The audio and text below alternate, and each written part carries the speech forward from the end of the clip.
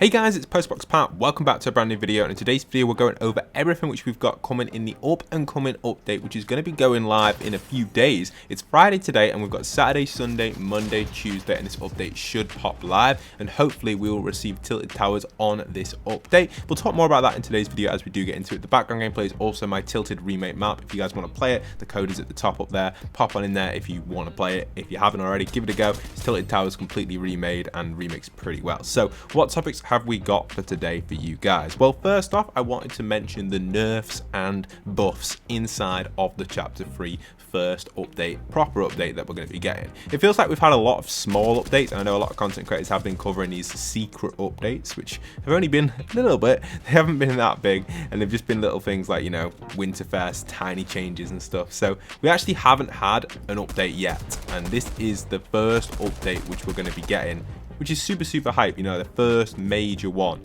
So what are we going to be receiving inside of here? Well, it's going to be quite obvious that we are going to be getting some big changes to the weapons. The MK7 damage is actually going to be getting a complete nerf up to Mythic, and you can see its stats are being changed here. Interestingly enough, I don't personally see the difference between a 26 and a 25 damage. It's still 4 shot to eliminate someone if they don't have any shield, but I guess above that it could affect it if they're on like a weird number. So I guess it does change in some elements, but a reduction of 1 damage to me doesn't really see much difference. I guess the legendary variant now takes 5 rather than 4 shots if they haven't got shield, which is probably the biggest change, and it'll definitely feel like they need more shots or more damage to be taken on them. So I guess you will notice it in that side, but other than that, if you have the mythic version, you shouldn't see too much of a difference. And this is the same for the Stinger as well. This has actually had a little bit more of a nerf. It's had a 2 damage decrease, which will definitely affect the gameplay a lot with it.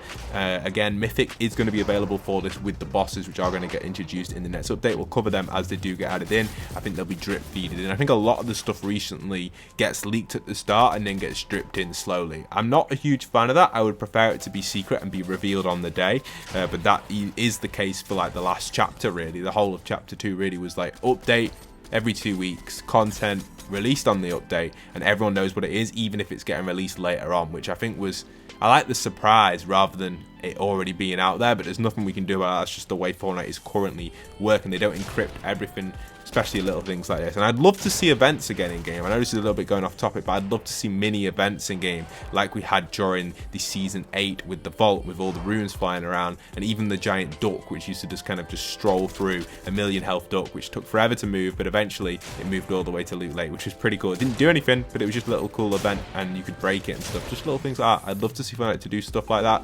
To be honest, they haven't done it since chapter 1. Do I expect them to do it? Probably not. So yeah, that's my opinion on that. Also, the tack, as Hypex calls it here, is actually going to be getting a little bit of a reload buff, which is going to be okay. This is the auto shotgun, by the way, not the tack, but the auto shotgun, it's I don't know if it'll change it that much. I guess it'll be better because you'll be able to reload it faster, but the damage isn't being changed. But with the nerfs to the SMG, maybe it will become more viable. But I feel like it just doesn't like pack a punch enough to actually eliminate someone. I feel like the shotgun is definitely the normal pump which we've got currently in the game is probably the better one over this one. Not the original pump, the newer one. Moving on to Fortnite Mobile, it has officially returned on the Nvidia GeForce Now.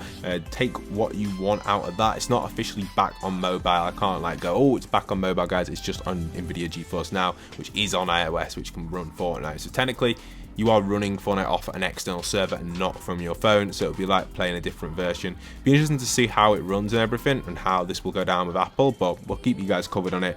Who knows what's going to happen there, and it does have a little bit of a latency delay, but if we do get access to it, we'll try it, and hopefully maybe make a video on it depending on what the situation is. But we also have the flare gun. I just thought I'd mention it. The flare gun is back. I've not actually used it much at all, and that's the same with the whirlwinds and lightning. These are dead hard to find. I got lucky on the second channel. I found the tornado and lightning quite easily, and you can see some gameplay of that here in the background, but a lot of you guys are saying that you're finding it difficult to find these. Well, they're actually, I've not had much difficulty at all finding these.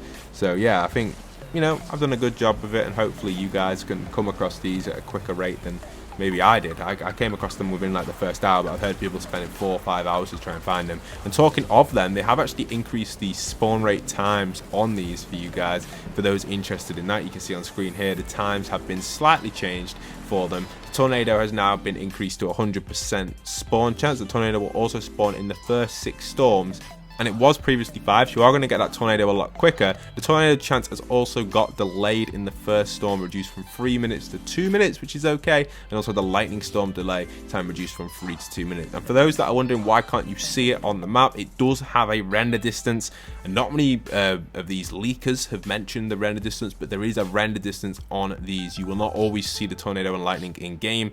I found this in Battle Labs when I was searching for it. 1 minute I'd be on the other side of the map, I couldn't see it, then I go over to the other side of the map and there it was. So there is sort of a render issue with these that sometimes does occur depending on what platform you're on. So if you aren't seeing it in game, it is there, it's just not there, or you're just not in the right spot. So, and obviously you can't move from one side to the other unless you're in Battle Labs. So maybe just don't always expect them to be spotted in your game. The map's huge, you might not always see them, guys, so keep your eyes peeled. You might spot them in some games. Let me know in the comments if you guys actually found the tornado or lightning yet. I've found them in Battle Labs only. I've not really played much BR. I've been working on my creative stuff, ready for the spring stuff, which is going to be coming up very soon as well, which is going to be in about a month's time, so don't really want to talk about that right now, but there is spring stuff happening, spring event and stuff going on there, which we're getting too closer to the time. Also, the foundation will be coming back very soon, or coming to the shop, should I say, very soon. When I say coming back, technically he isn't really coming back, he's already in the game, but he's coming in 20 days, and you'll be able to get access to him and actually play as him officially,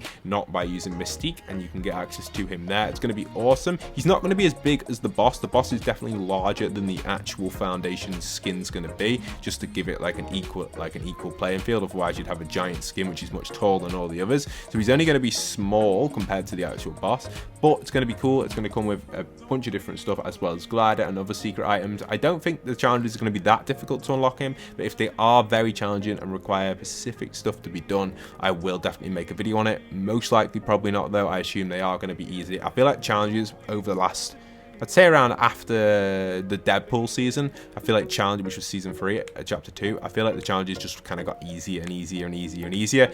This is due to Fortnite actually introducing their kind of map system in game, where you can just kind of locate the challenges straight off the bat. Some of them don't actually always have the map system, but near enough 90% of challenges, maybe even 99% that we've had since season 4, are a lot easier than they were in previous seasons. When I say season 4, chapter 2, season 4. Okay, next topic I want to move on to is actually this here. Fortnite are granting apparently the DC63 spray and music pack to everyone now, even if you didn't attend the event. I'm pretty sure people are getting this left, right and center. I don't know what's going on. I've heard also the Winterfest rewards are also being granted. The creative ones for playing for 2 hours in creative are also being granted to everyone. I can't confirm that, but if anyone didn't play over Winterfest, log on to Fortnite, or if you've got an account that didn't, and see if you did get access to this stuff. Let me know. It'd be interesting to see if they are just granting it to everyone. Also, an amazing concept coming in from my friend over on TNTina's side. You can see they've actually created a really cool concept here. You can see TNT here has put all the power of electricity is mine, and this is actually a concept of Electro from the comics from Spider-Man. As you know, Spider-Man is a battle pass skin, so he decided to make Electro as one of a, I guess, concept skin, which is pretty cool. I like it as the comic version, and generally I think this would be a great skin for the item shop. You know, most of the stuff we do get Marvel themed is comic based and not always MCU based, film based. It is mainly comic based, so would be interesting to see if they do add this into the game. Let me know in the comments what you guys think of it. But that's it for today's video. If you haven't already, make sure you pop code post in the item shop, especially if you're buying Madcap, who you can see in the background gameplay. I'll see you guys soon. Once again, this is Postbox Pat, signing out.